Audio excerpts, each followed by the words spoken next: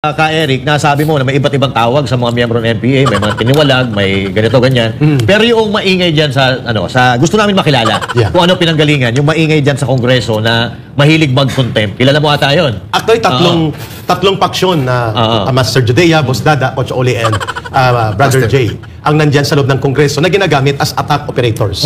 Mangbabastos, mangbubuli, manduduro. Ang isang paksyon dyan, aktibo talaga sa CPP, NPA, NDF. Again, I would like to emphasize, si Ka-Eric po nag-identify nito, hindi ang Banateros. Yes, okay. At hindi SMNI. Yun, malinaw. Sino po ang isang grupo na ginagamit ngayon bilang operator sa pag-demolish, pagbabastos, pangbubuli, at pag-abuso sa kapangyarihan sa Kongreso? Ang mga CPP, NPA, NDF party list, tatlo sila. I will name them. Franz Castro, na convicted criminal sa kasong child abuse. Si Raul Manuel, si Arlene Brosas. Ito sila ay mga aktibo na mga operatiba at until now they belong to the Communist Party of the Philippines and therefore they are also part of the entire operations of the CPP, NPA, NDF. Ang pangalawang grupo, isa lang pala siya. Isa lang yun. Pero barkada sa ni Ako.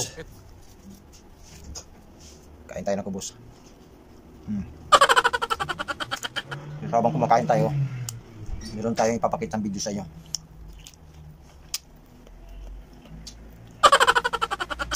Matindi kasi binalatan ni Ka-Eric ang isang siraulong tuwadkom.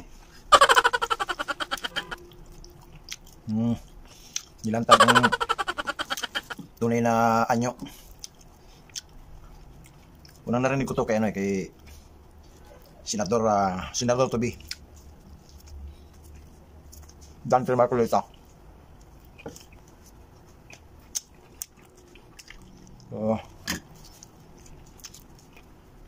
Dito sa video na to, nilantad niya kung sino tong kumahog na to. Magaling to, magaling. Magaling mang contempt. Panoorin natin yung video. Pag NPA ba, kailangan sigaw ng sigaw? Hindi naman. Kailangan na marespeto ka rin. Pero kilala mo to kung sino-sino to mga NPA na to. Kasi may mga sinasabi dito na tayo daw ay napapagharian at nakapasok na ang komunista dito sa loob ng kamara. Anong komentaryo mo dito sa mga tanong ko?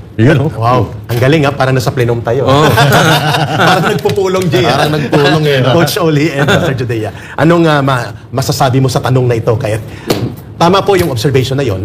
Nagkakaroon po ng paghahawak. Parang nagpupulong, Jay. Parang nagpulong Coach Oli and Master Judea. Anong masasabi mo sa tanong na ito? Kaya tama po yung observation na yon. Nagkakaroon po ng paghahari-harian at pamamayagpag ang ginagawa ng CPP, NPA, NDF at mga kaalyado nila sa loob ng House of Representatives. Sapagkat nakita natin kung paano nila kinokontrol at dinodomina ang mga pagkakataon na mayroong mga committee hearings at kapag mayroon silang gustong ipitin at labagin ng mga karapatan ng resource persons ang ginagamit ng mga tirador, itong mga NPA o CPP, NPA, NDF or mga dati na CPP, NPA, NDF. Coach Oli, qualify ko mayroong nasa aktibo na CPP, NPA, NDF, Brother Jay and Master Judea, mayroong dating sinipa ng CPP, NPA, NDF na nandyan din magkakasama sila. Very strange bedfellows, so to speak. Sino itong mga sinipa? Teka muna, hindi mo sinagot yung isa kong tanong. Dami ko kasi tanong Yes. Pag NPA ba, kailangan laging galit? Hindi. Pero may isang katotohanan sa tanong mo, Coach Oli. Ang isang training sa radikalisasyon sa paglaban sa gobyerno ay ang pagtatanim ng hatred. Yung pagtatanim ng galit. Galit sa gobyerno. Galit sa gobyerno, galit sa otoridad, galit sa rules, at galit sa sistema. At ginagamit nila dito, Eric, mahirapan siguro, no? Oo, kahirapan, problema sa gobyerno, at ang mga hindi makatarungang distribusyon ng yaman ng bansa. Gagalitin ka, so yung tendency mo ay magiging galit kapag nagsasalita. Pero magalang ka naman dapat at marespeto sa ordinaryong mamamayan. Pero doon sa mga namumuno sa gobyerno ay mayroon pong tendency na maging ang tono mo ay galit o paragi ang tawag nila dyan ay GND kung sa aktivista pa. Grim and determined. Depende sa kausap mo. Depende, kung may kagalit-galit yung kinausap mo, dapat magalit ka talaga. Yun. Pero yung as a rule, sa tanong ni normal Coach Oli, yung sigaw ng sigaw. Ang sigaw ng sigaw, ginagamit yan sa rally. Pero kapag ikaw ay nasa formal na forum, sa mga committee hearing, hindi mo ginagawa yan, lalo na kapag ang kaharap mo, ordinaryong mamamayan o mga resource person na naimbitahan para magbigay linaw sa mga usapin sa committee hearing. Ayun. Pag-pulis. Pag pulis, laging sigaw ka ng sigaw. Sisigawan mo ng pulis lagi. Sa rally. Ginagawa talaga namin yon. Pero yung mga police officers or armed forces officers, may tinatawag doon na prejudice or ready bias. Nandun na yun kasi sa indoctrination namin, nung nandun pa ako sa CPP, NPA, NDF, yung mga elemento ng armed forces of the Philippines, mga police, nagkakaroon kami ng natural na pagkagalit kasi ang tawag namin sa kanila, mga pasista, mga berdugo, yun ang tinatanim sa amin not anymore with my situation. So sa tanong mo kung ang mga police ba, ang resource person, kailangan bang sigawan o mga armed forces of the Philippines? Hindi po. Kasi yan ay nasa formal na gathering na may mga ina-observe na protocol or ethics of decorum. Okay. Ka Eric, nasabi mo na may iba't ibang tawag sa mga miyembro ng NPA, may mga tiniwalag, may ganito, ganyan. Pero yung maingay dyan sa gusto namin makilala, kung ano pinanggalingan, yung maingay dyan sa Kongreso na mahilig mag-contempt. Kilala mo ata yun? Actually, tatlong paksyon na Master Judea, Boss Dada, Coach Oli, and Brother Jay ang nandyan sa loob ng Kongreso na ginagamit as attack operators. Mangbabastos, mangbubuli, manduduro. Ang isang paksyon dyan, aktibo talaga sa CPP, NPA, NDF. Again, I would like to emphasize, si Ka Eric po nag-identify nito, hindi ang Banateros. Yes, okay. At hindi SMNI. Yun, malinaw. Sino po ang isang grupo na ginagamit ngayon bilang operator sa pag-demolish, pagbabastos, pangbubuli, at mga pag-abuso sa kapangyarihan sa Kongreso? Ang mga CPP, NPA, NDF party list, tatlo sila. I will name them. Franz Castro, na convicted criminal sa kasong child abuse. Si Raul Manuel, si Arlene Brosas. Ito sila ay mga aktibo na mga operatiba at until now they belong to the Communist Party of the Philippines and therefore they are also part of the entire operations of the CPP, NPA, NDF. Ang pangalawang grupo, isa lang pala siya. Isa lang yun. Pero barkada siya ni Akop. Ito ba yung sinipa? Ito yung sinipa ng NPA. Dati siyang NPA kaya sinipa siya. Dahil naging bodyguard siya ng mga asyendero at ng mga politiko sa Negros. Ay, balimbing! Oo. So, NPA siya dati at sinipa at nagbuo ng grupo na tinatawag na RPA ABB. So, parte na siya ng kalaban na ng NPA. Kalaban. Balimbing. Aminin ko sa inyo, isa yan sa primary target namin noon ng National Operations Command ako.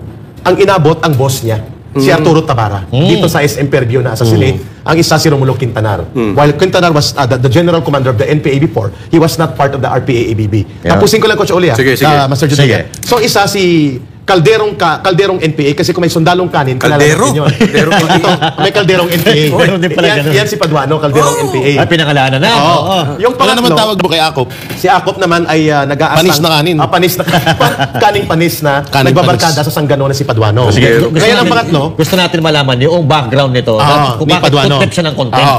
may pangatlo pa doon kanina na bloke. Sige. Nakalusot. Ito naman ang mga hilaw na komunista. Ang mga hilaw na komunista ay sinipa din sa CPP, NPA, NDF. Itong grupo ng Akbayan. Nako.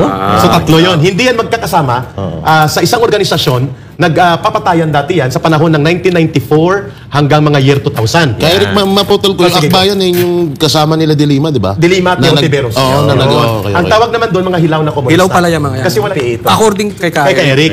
So, ito yung tawaging impostor na aktivista. Yun. Hilaw na komunista, impostor na aktivista, kasi wala silang NPA. Yes. Pero gusto din nilang guluhin ng gobyerno.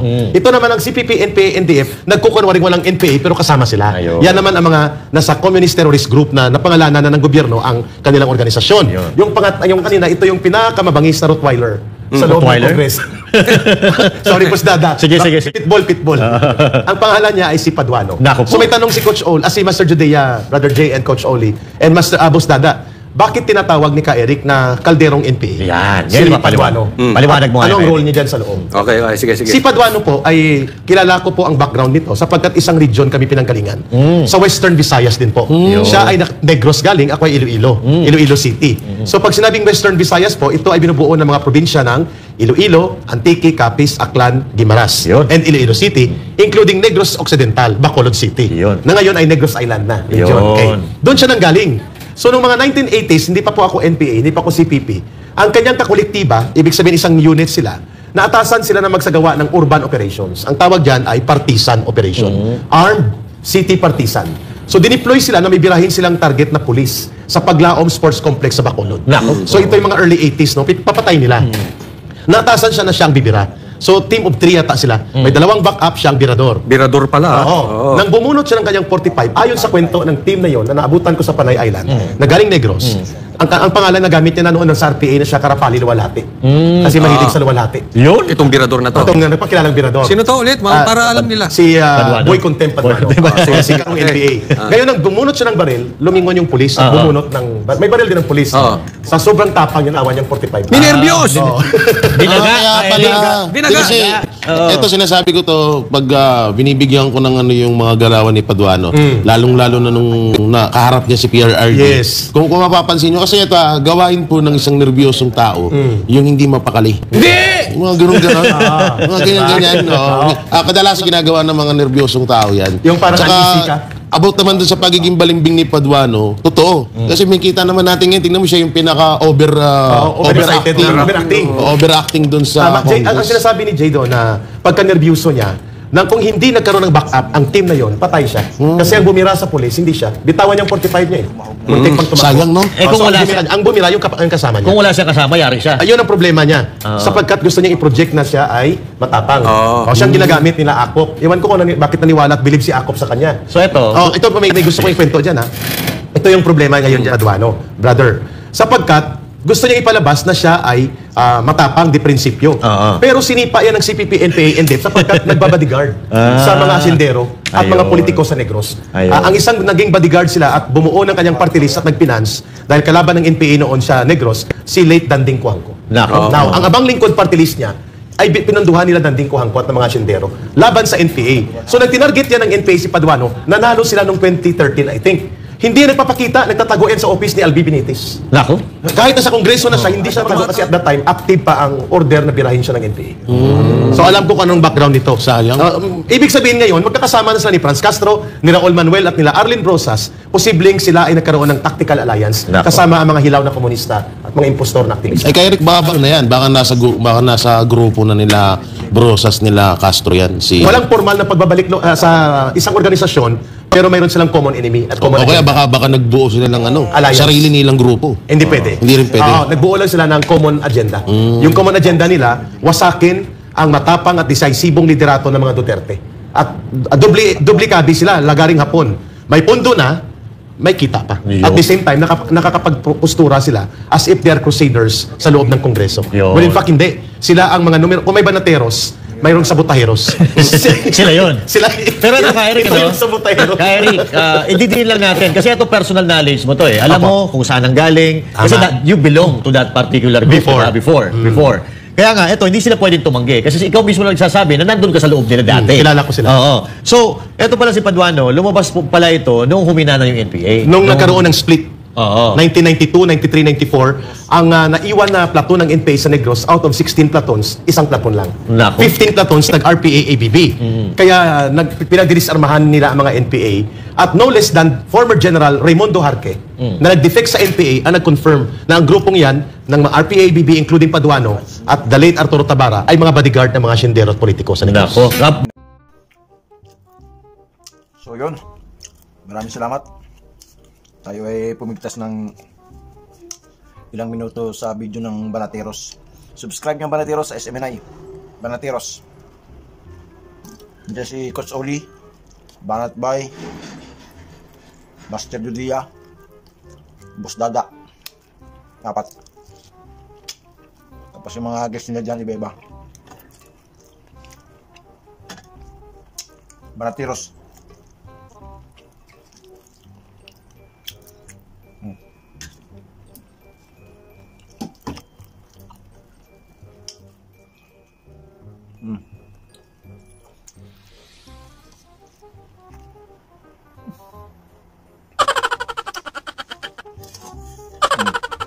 Dahil na.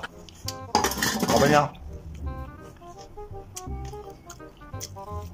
Subscribe, like, comment, and share sa ating video. Thank you. Maraming salamat.